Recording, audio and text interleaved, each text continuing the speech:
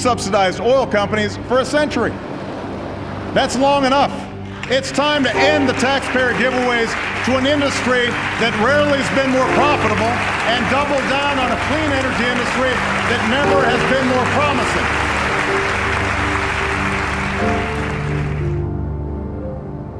Those were the words of President Obama in his State of the Union address to Congress. It was a familiar theme. That's why we've renewed our leadership within international climate change negotiations.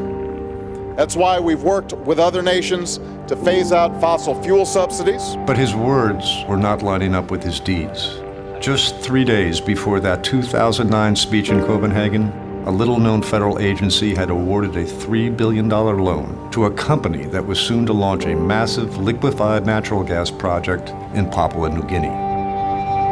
That agency was the Export-Import Bank of the United States. It was the largest loan the bank had ever issued, and it came with the backing of American taxpayers. As it turns out, it was also just the beginning of a $27 billion lending spree by the bank for fossil fuel projects around the world. In 2008, candidate Obama described the EXIM Bank as a little more than a fund for corporate welfare. The company was ExxonMobil, the oil giant responsible for 1/20th of all carbon emissions in the world. The company that made $45 billion in profit the previous year. That's $120 million a day, $5 million an hour, $85,000 a minute, $1,433 a second. But when he spoke to Congress on January 24th, 2012, was the president aware of what had happened earlier that day in the southern Pacific island of Papua New Guinea? Local authorities are trying to reach a remote area devastated by a landslide, which has reportedly buried scores of people. ExxonMobil is offering earth-moving equipment to help locate people, but is denying the deadly rockfall is related to its operations in the area.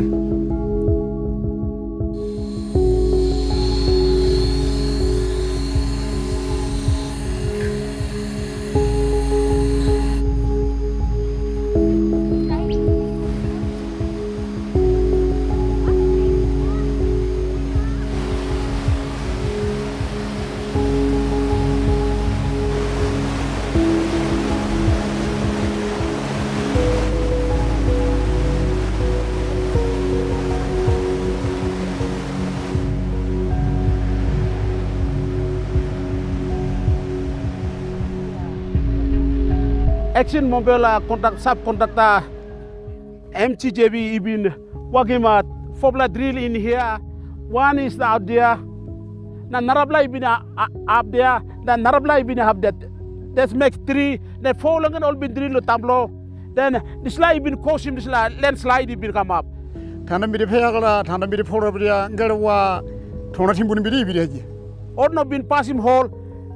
Now, or rabus now, stone, or got something to go down, all blocking water away. Wara, big bla, wara, tubla, river, even run around here. Narabla, wara, even blocking. Oh, in a family, Kiri, Yabu, a Jackson Bidia. Menda, oh, yonder, Tapon yonder. Tavidia. Mana, oh, Yabu Bidia. Down in Yabu Mendo. And then I'm still a ground been brook. Ala Piana Autobili. Hombana, oh, Yamana, Onambidia. Tindiba, Harana. Tana, Tindibona. Oh, Borona. 27 people were buried in that landslide in the remote village of Tumbi. None of the bodies were ever recovered, nor was there any effort to do so. Exxon had a different agenda. A critical road had been covered with debris. The project needed to stay on schedule. So the road was built directly above the bodies buried below. The PNG government, a financial partner in the venture, quickly absolved ExxonMobil, declaring the landslide had been caused by excessive rainfall, an act of God. But Exxon has secrets. Internal memos, investigative reports, and court documents all tell something different. I talked to the director, and then I sent an email to everybody else concerned. The operation said the quarry were risky, and the quarry should be, shut immediately. Did you say that in the memo? Yes, I put that. quarry would collapse. And why did they start demobilizing? Because they received a report from the consultant that the mountain was going to come down.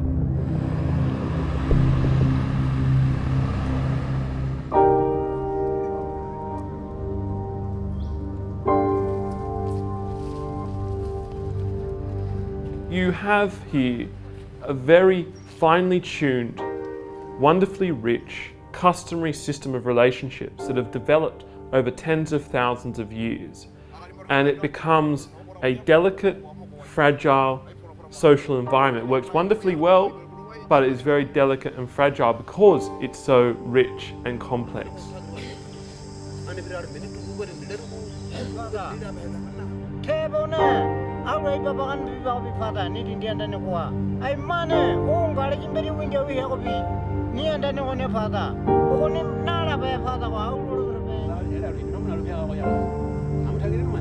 There's been a radical social experiment over the last 30 years wherein the government, in collaboration with a number of resource operators, said, what would happen if we suddenly injected billions of dollars into these environments?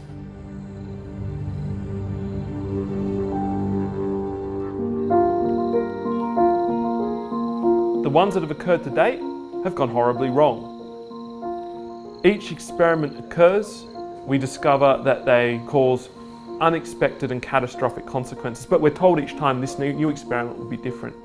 Confusion, anger, fear, lawsuits, demonstrations, violence. The problems surrounding the LNG project keep adding up by the day. In Hela, tension is mounting. The agreement on this land has been signed by somewhere else called in Mosby or Rabaul or whatever, we don't know. The agreement was not held in Hela province. The agreement is a lunacy and an insanity. So they took the agreement out of our province, that's in Kokopo. They choose about 10 to 15 people to sign this agreement, and we don't know what sort of agreement they signed. To make sure they signed, some were offered seed capital money. Some ministers made ministerial commitments. The government failed us, they handpicked those who will agree to them.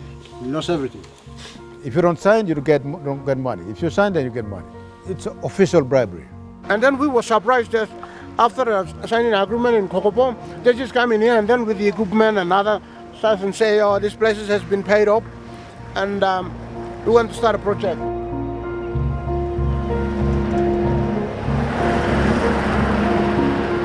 Okay, awesome. LNG project land no got one benefit from me blow 30, Papa blow something, go and guess, well, all get the copper, all get the something no got wrong. Government no helping people good too.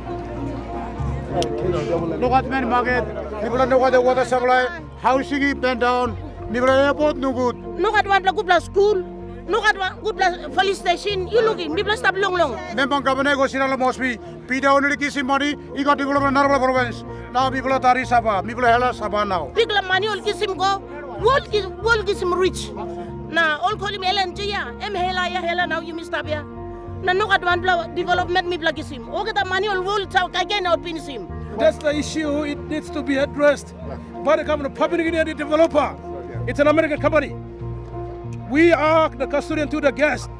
In return, we must get something. Free education for our children, good roads and bridges, relocation for the people. You know, when the gas is gone, our place will be dried up. How will we be? This is not a win-win. I lose and you're winning. Yeah.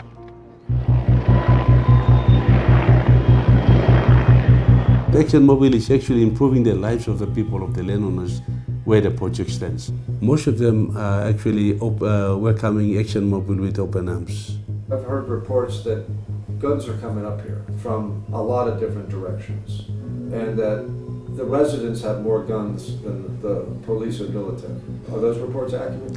Yes, I would admit that there are a few guns, high-power guns like SLR rifle, Colt AR-15, AT rifles amongst the villages, but most of the weapons that we've actually encountered are homemade shotguns.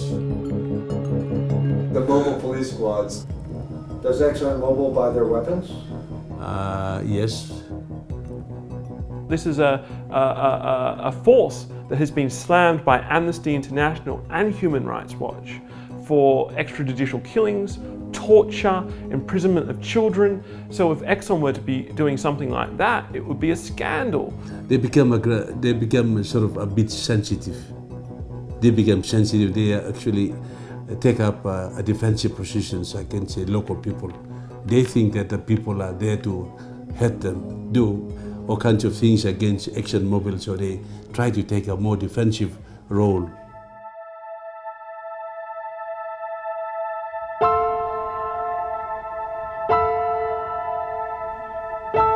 Later this year, the gas will start flowing through Exxon's 500-mile pipeline to a massive plant where it will be turned to liquid and shipped to customers in China and Japan.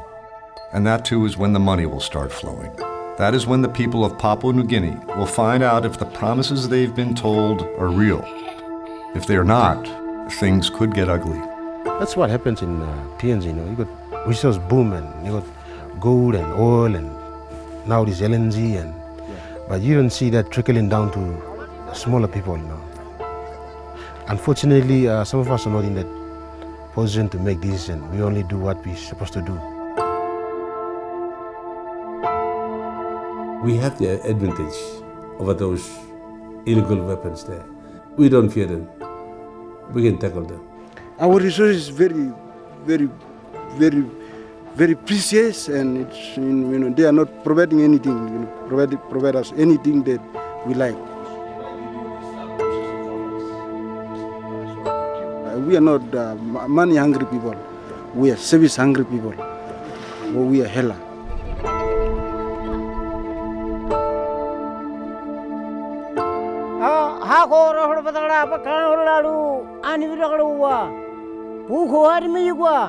Mindi bi hanguro balu ba, hona bi hanguro balu ba, walo ai to balu, farkamau.